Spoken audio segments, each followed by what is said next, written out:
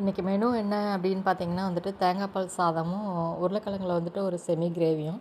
இது எங்கள் வீட்டில் எல்லாத்துக்கும் ரொம்ப பிடிக்கும். ஆனால் இந்த உருளைக்கிழங்கு கிரேவியோட வந்து இதுக்கு செம காம்பினேஷனான ஒரு டிஷ் அப்படின்னு பார்த்தீங்கன்னா வந்துட்டு மட்டன் செமி கிரேவி மாதிரிங்க.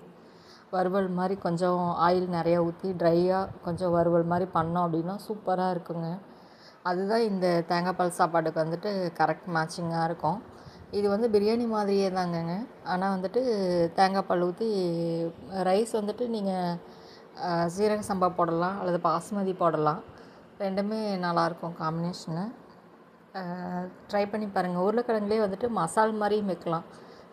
மிளகா கொத்தமல்லி அரைச்சி ஊற்றி தேங்காய் போட்டு அரைச்சி ஊற்றி செமி கிரேவியாக கெட்டியாக திக்காக பண்ணிங்கன்னா இன்னும் சூப்பராக இருக்கும்.